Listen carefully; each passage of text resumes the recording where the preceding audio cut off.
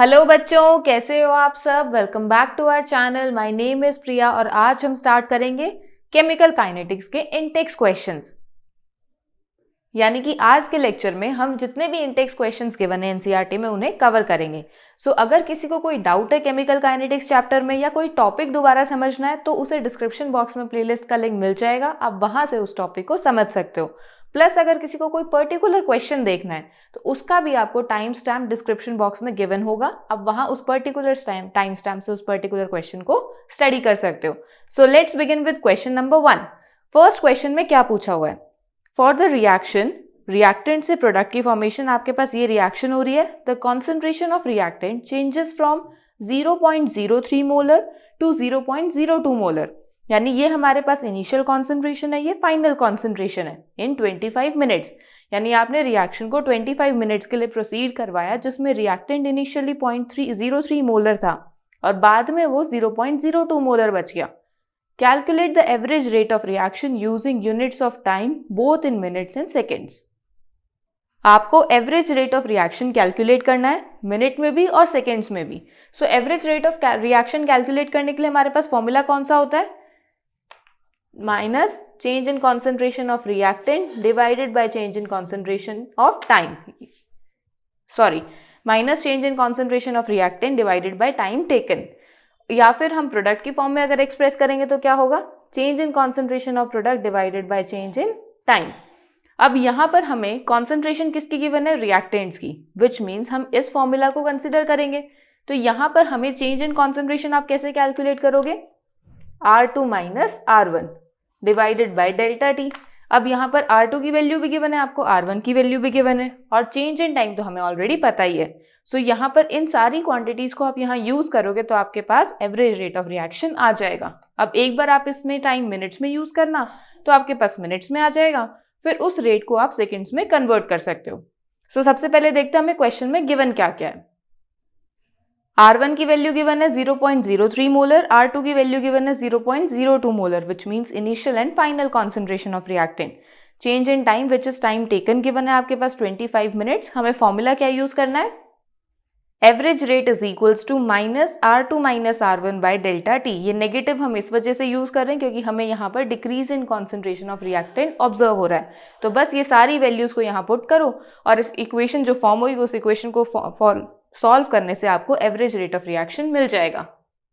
सो जब आप ये सारी की सारी वैल्यूज को इस इक्वेशन में पुट करोगे आपको कुछ इस टाइप से इक्वेशन की फॉर्मेशन ऑब्जर्व होगी, जिसे फर्दर सॉल्व करने से आप बोलोगे कि आपकी जो एवरेज रेट ऑफ रिएक्शन है it is 4 × 10⁻⁻⁴ molar minute inverse. अब ये आपके पास आया है मिनट्स में। अब एक तो आपने कन्वर्ट कर दिया मिनट्स का, आपने कैलकुलेशन कर दी, इसको अब आपको सेकेंड्स में कन्वर्ट करना है। सो हमें पता है कि 1 मिनट कितने सेकेंड्स की इक्वल होता है, 60 सेकेंड्स के इक्वल। सो हम यहाँ पर एवरेज रेट को अगर 60 से डिवाइड करेंगे क्योंकि यहाँ पर मिनट है तो हमारे पास जो एवरेज रेट आएगा वो मोलर पर सेकंड में आएगा। So the average rate in molar पर सेकंड इज 6.67 × 10⁻⁻⁶। सो ये है आपके पास मिनट इनवर्स में और ये है आपके पास सेकंड इनवर्स में। So this is how you can find out average rate of reaction from initial and final concentration plus change in time. This was your question number 1. Now let's move on to question number 2. Question number 2 में क्या पूछा हुआ है, in a reaction 2A से product की formation हो रही है। आपके पास रिएक्शन में क्या है, 2A से आपके प्रोडक्ट की फॉर्मेशन हो रही है। The concentration of A decreases from 0.5 moles per litre to 0.4 moles per litre. यानी ये आपके पास इनिशियल कॉन्सेंट्रेशन है, ये फाइनल कॉन्सेंट्रेशन है। इन 10 मिनट्स, टाइम टेकन कितना है, 10 मिनट्स।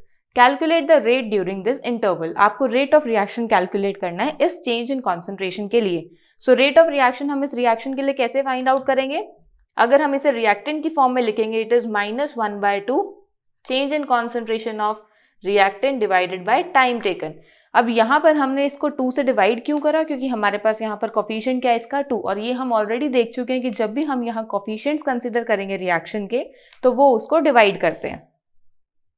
सो यहाँ जो चेंज इन कॉन्सेंट्रेशन है वो आप इसमें फाइंड आउट कर लोगे इनके चेंज से, और टाइम टेकन आपको ऑलरेडी गिवन है 10 मिनट्स। जब ये सारी वैल्यूज को आप यहाँ पुट करोगे आपके पास रेट ऑफ रिएक्शन आ जाएगा।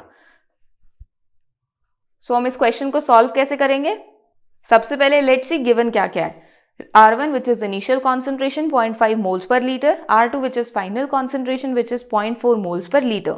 Change in time is 10 minutes, और आप रेट कैसे कैलकुलेट करोगे, -1/2 dA/dt, that is change in concentration of A divided by time taken. बस अब यहाँ पर ये सारी वैल्यूज को इसमें पुट करना है और फाइनली इक्वेशन को सॉल्व करना है। सो हमारी इक्वेशन कुछ इस टाइप से फॉर्म होगी, जिसमें आपके पास यहाँ R2 और R1 की वैल्यू आप यहाँ से पुट कर सकते हो और डेल्टा T आप यहाँ से यूज कर सकते हो। सारी वैल्यूज को पुट करने के बाद आप जब इस इक्वेशन को सॉल्व करोगे, the rate of reaction comes out to be 0.005 mole per litre पर मिनट। अब यहाँ यूनिट्स को मेंशन करना आपके लिए जरूरी है, क्योंकि आपको अभी एग्जामिनर को बताना होगा कि आपने यहाँ पर टाइम की कौन सी यूनिट कंसीडर करी है, कॉन्सेंट्रेशन की कौन सी यूनिट कंसीडर करी है। अगर वो यूनिट मेंशन नहीं होगी तो वो अपने यूनिट्स के अकॉर्डिंग चेक करेगा और फिर क्वेश्चन गलत होने के चांसेस हैं, क्योंकि यहाँ मिनट इनवर्स में आपने आंसर निकाला है। हो सकता है कि एग्जामिनर के पास सेकंड इनवर्स में आंसर हो, सो उसके लिए यहाँ पर आपको मिनट्स में या फिर जो भी यूनिट्स है उसको मेंशन करने की रिक्वायरमेंट है। So this is your question number 2. Now let's move on to question number 3. Question number 3 में क्या पूछा हुआ है, for a reaction A plus B product की फॉर्मेशन कर रहा है जो, the rate law is given by this. आपके पास ये rate law equation है for this reaction. What is the order of reaction? जब भी हमें ऑर्डर ऑफ रिएक्शन कैलकुलेट करने के लिए बोला जाता है तो हम हमेशा रेट लॉ इक्वेशन को चेक करते हैं, क्योंकि जैसे ही हम रेट लॉ इक्वेशन को चेक करेंगे इन कॉन्सेंट्रेशंस के ऊपर कुछ पावर है, उन पावर्स को जब हम ऐड करते हैं हमारे पास ऑर्डर ऑफ रिएक्शन आ जाता है। ये हम ऑलरेडी डिस्कस कर चुके हैं अपने लेक्चर्स के टाइम पे। सो ऑर्डर ऑफ रिएक्शन आप कैसे कैलकुलेट करोगे, order of reaction is equals to sum of power of concentration in rate law equation. So यहाँ पर पावर्स गिवन क्या क्या है, ए की कॉन्सेंट्रेशन की पावर है हाफ और बी की वैल्यू आपको गिवन है पावर में 2। सो ऑर्डर क्या होगा 1/2 + 2 which is 5/2। So order of reaction is 5/2। सो इस तरीके से आप किसी भी रिएक्शन के लिए ऑर्डर फाइंड आउट कर सकते हो। This was your question number 3. Now let's move on to question number 4. Question number 4 में क्या पूछा हुआ है, The conversion of molecules X to Y follows second order kinetics. आपके पास एक रिएक्शन है जिसमें X जो रिएक्टेंट है वो Y में कन्वर्ट हो रहा है और ये सेकेंड ऑर्डर काइनेटिक्स यानी सेकेंड ऑर्डर रिएक्शन को फॉलो कर रहा है। सेकेंड ऑर्डर रिएक्शन का मतलब है कि जब आप इस इक्वेशन के लिए रेट लॉ इक्वेशन पुट करोगे तो उसकी वैल्यू क्या होगी, rate is equals to K into concentration of reactant raise to power 2, क्योंकि जितनी भी पावर होगी वही हमें क्या देता है, ऑर्डर ऑफ रिएक्शन। अब यहाँ रिएक्टेंट तो एक ही है, अगर एक रिएक्टेंट है उसका मतलब है कि यहाँ पर हमारे पास जितना भी ऑर्डर ऑफ रिएक्शन है वही उसकी पावर होगी।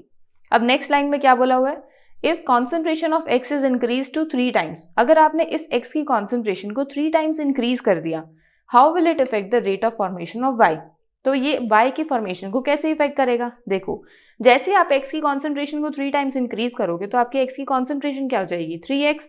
तो और ये 3x जब आप यहाँ यूज करोगे तो आपके पास इक्वेशन क्या आएगी, k इंटू 3x का square which is equal to 9kx का स्क्वायर। अब ये kx स्क्वायर क्या है, आपका रेट ऑफ रिएक्शन, और अगर आपने इसको 9 से मल्टीप्लाई करा विच मीन्स आपका रेट ऑफ रिएक्शन 9 टाइम्स हो गया, विच इज, आप इसको कैसे बता सकते हो कि आपकी जो rate of formation of y है या फिर रेट ऑफ रिएक्शन है वो कितना हो जाएगा, 9 टाइम्स इंक्रीज हो जाएगा। सो बस आपको यही अपने यहाँ आंसर में रिप्रेजेंट करना है। सो इस क्वेश्चन को हम कैसे सॉल्व करेंगे, आपके पास रिएक्शन है x से y जिसमें x रिएक्टेंट है y प्रोडक्ट है। जब आप इसकी रेट लॉ इक्वेशन को पुट करोगे तो आपके पास क्या इक्वेशन आएगी, rate is equals to k into concentration of x raise to power 2 because it is a second order kinetics. अब यहाँ पर क्या हो रहा है, if concentration of x becomes 3 times, तो आपके पास यहाँ x की जगह क्या हो जाएगा 3x, जिसको सॉल्व करने से आप क्या फाइंड आउट करोगे, rate is equals to 9kx square, जिसमें kx स्क्वायर आपके पास इनिशियल रेट ऑफ रिएक्शन है। So the rate of formation of y will increase by 9 times. So this is how you can find out the increase in rate और decrease in rate of formation whenever there is increase or decrease in concentration is given. So this is your question number 4. Now let's move on to question number 5. Question number 5 में क्या पूछा हुआ है, A first order reaction has a rate constant this. आपके पास reaction कौन सी है, first order, और आपको क्या गिवन है, rate constant which is k आपको गिवन है। सो यहाँ से आप k की वैल्यू आपको गिवन है 1.15 into 10 raise to power -3 second inverse. How long will 5 gram of this reactant take to reduce to 3 grams. आपको ये बोला हुआ है कि आपका जो रिएक्टेंट है इस फर्स्ट ऑर्डर काइनेटिक्स के अंदर वो पहले था 5 ग्राम्स जो फाइनली आपका 3 ग्राम्स में कन्वर्ट हो गया, और इस कन्वर्जन के लिए ही पूछा हुआ है कितना टाइम रिक्वायर्ड है 5 ग्राम रिएक्टेंट को 3 ग्राम रिएक्टेंट में कन्वर्ट करने के लिए।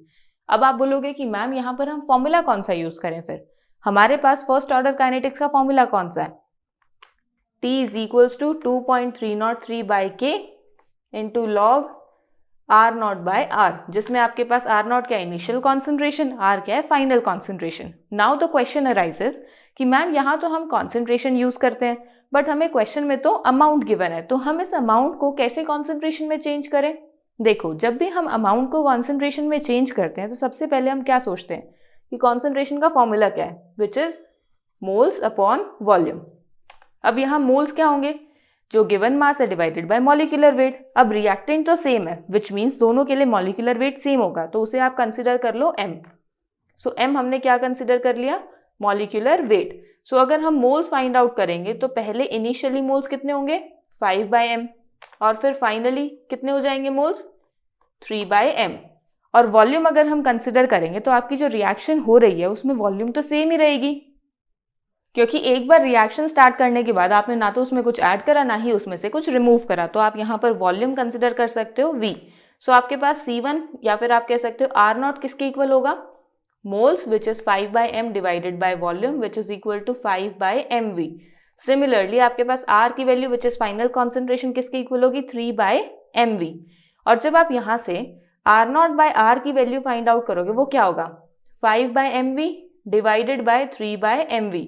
यहाँ से mv से mv कैंसिल हो जाएगा, तो आपके पास क्या आएगा 5/3, विच मीन्स कि जो आपके पास अमाउंट है उसी की रेशियो आपको गिवन होगी यहाँ पर। तो इससे हमें क्या पता लगता है कि यहाँ पर ये जो R0 बाय R की रेशियो है, आप यहाँ कॉन्सेंट्रेशन भी कंसिडर कर सकते हो और आप यहाँ पर इसके अमाउंट को भी कंसिडर कर सकते हो, अनलेस एंड अनटिल आपको कुछ चेंज इन वॉल्यूम स्पेसिफाइड ना हो। So this is how you can use this amount in terms of concentration here, और you can say कि आप यहाँ पर concentration की जगह amount ही consider करोगे।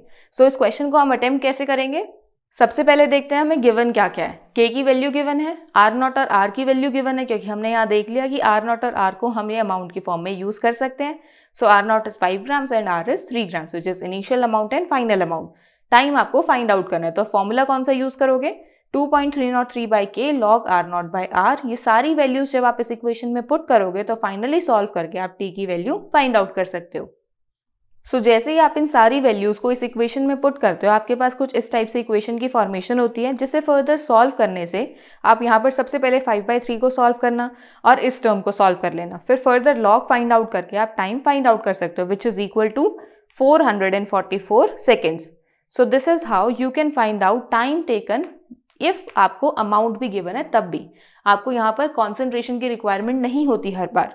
सो this is your question number 5। Now let's move on to question number 6। Question number 6 में क्या पूछा हुआ है, time required to decompose SOCl2 to half of initial amount in 60 minutes. इसमें क्या बोला हुआ है कि SOCl2 की डीकम्पोजिशन हो रही है और उसको हाफ तक डीकम्पोज करने के लिए इनिशियल अमाउंट जितनी भी थी उसका हाफ अपने रिड्यूस कर दिया, तो वो टाइम लग रहा है 60 मिनट्स, विच मीन्स ये जो आपको 60 मिनट्स गिवन है ये और कुछ नहीं, हाफ लाइफ है SOCl2 की डीकम्पोजिशन के लिए। If the decomposition is a first order reaction, अगर इसकी डीकम्पोजिशन फर्स्ट ऑर्डर रिएक्शन को फॉलो कर रही है, सो आप रेट कांस्टेंट कैसे कैलकुलेट करोगे। जब भी हमें हाफ लाइफ की बात होती है और फर्स्ट ऑर्डर रिएक्शन हो, तो हमारे माइंड में सिर्फ एक ही फॉर्मूला स्ट्राइक करता है, and that is T half is equals to 0.693/k, जिसमें हमारे पास T हाफ की वैल्यू हमें 60 मिनट्स गिवन है, 0.693/k में आपको रेट कांस्टेंट K की वैल्यू ही फाइंड आउट करनी है।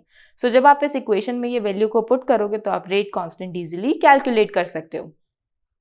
सो हम इस क्वेश्चन को सॉल्व कैसे करेंगे, उसके लिए सबसे पहले आप गिवन टर्म्स मेंशन करोगे कि T हाफ हमें 60 मिनट्स गिवन है and we know 1 minute is equals to 60 seconds. So T half को अगर आप 6 सेकेंड्स में कन्वर्ट करोगे that comes out to be 3600 seconds, और हमारे पास फॉर्मूला होता है हाफ लाइफ का T half is equals to 0.693/k in case of first order reaction. आपको यहाँ पर ऑर्डर का ध्यान रखना है, बस यहाँ पर ये सारी वैल्यूज पुट करो और रेट कांस्टेंट की वैल्यू को कैलकुलेट कर लो।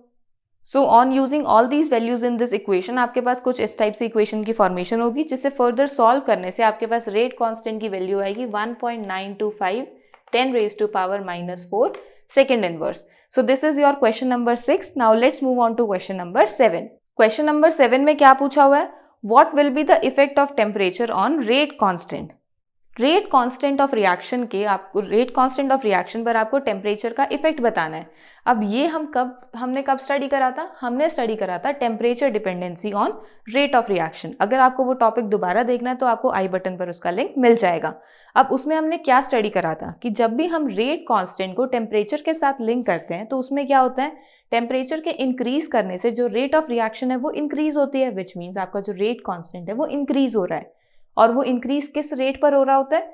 ऑलमोस्ट डबल, यानी नियरली डबल, 2 to 3 जो टाइम्स होता है उसके बीच में वो कहीं लाई करता है, जिसे हम फर्दर कैलकुलेट करते हैं एक्यूरेटली यूजिंग अरेनियस इक्वेशन। बस वही आपको यहाँ पर उसे एक्सप्लेन करना है। सो आप आंसर कैसे करोगे? The rate constant of a reaction is nearly doubled with 10 degree rise in temperature. This is found out by experimental data.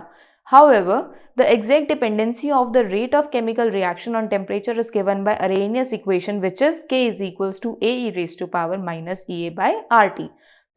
So this is your question number 7. Now let's move on to question number 8. Question number 8 में क्या पूछा हुआ है? The rate of chemical reaction doubles for an increase of 10 Kelvin in absolute temperature. इसमें first statement में ये बोला है कि आपका जो रेट है केमिकल रिएक्शन का वो डबल होता है 10 kelvin degrees increase in temperature पर। और आपको टेम्परेचर कितना गिवन है इनिशियली? 298 केल्विन। यानी अगर आपके पास T1 टेम्परेचर 298 है सो T2 क्या होगा? 10 डिग्री राइज करके, विच इज 308 केल्विन। सो आपको T2 और T1 की वैल्यू तो पता है। अब आपको फाइंड आउट करना है एक्टिवेशन एनर्जी। एक्टिवेशन एनर्जी हम कैसे फाइंड आउट करते हैं? हमारे पास एक formula activation energy find out करने का जब हमें दो डिफरेंट टेम्परेचर्स गिवन हो, which is log K2 by K1 is equals to EA by 2.303 R into 1 by T1 minus 1 by T2. अब इस इक्वेशन में हमें T1 और T2 की वैल्यू तो पता है। R हमारा गैस कांस्टेंट है जिसे हम यूज कर सकते हैं, और K2 और K1 हमें रिक्वायर्ड है क्योंकि EA फाइंड आउट करने के लिए आपको इनकी वैल्यूज भी तो चाहिए। अब जब आप फर्स्ट स्टेटमेंट को थोड़ा और क्लियरली ऑब्जर्व करोगे तो आपको क्या ऑब्जर्व होगा? Rate of chemical reaction doubles for increase in 10 kelvin temperature, which means पहले अगर रेट ऑफ रिएक्शन K था तो बाद में क्या हो जाएगा? 2K। बस वही आपको यहाँ पर यूज करना है। सो इस क्वेश्चन को हम अटेम्प्ट कैसे करेंगे? सबसे पहले देखते हैं गिवन क्या क्या है। K1 की वैल्यू अगर हम K कंसीडर करते हैं तो K2 की वैल्यू क्या हो जाएगी? 2K, क्योंकि हमारा जो रेट है वो डबल हो रहा है। T1 क्या है आपके पास? 298 केल्विन। T2 क्या होगा? 10 डिग्री इंक्रीज करके इसमें, विच इज 308 केल्विन। और गैस कांस्टेंट की वैल्यू हमें पता है 8.314 जूल्स पर केल्विन पर मोल। अब हमें जो फॉर्मूला यूज करना है, which is log K2 by K1 is equals to EA by 2.303 R into 1 by T1 minus 1 by T2। सारी वैल्यूज को हम इस इक्वेशन में पुट करेंगे, फिर फर्दर जो इक्वेशन आएगी उसे सॉल्व करके EA की वैल्यू फाइंड आउट करेंगे।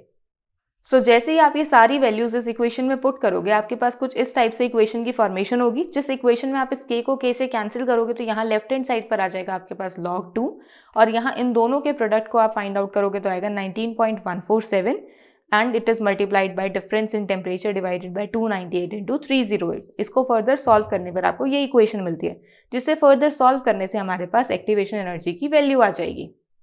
So on solving this equation you will get activation energy is equals to 5.289 into 10 raised to power 4 joules per mole।